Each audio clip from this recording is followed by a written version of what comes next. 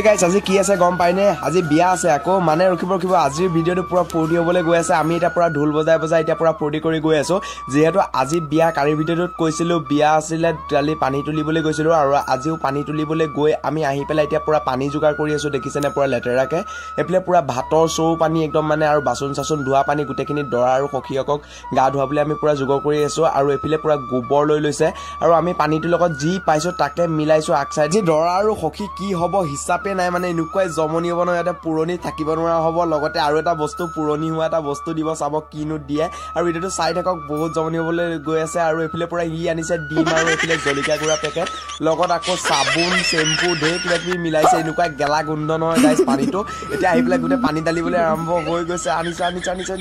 ঢালি দিলে গাইছ আৰু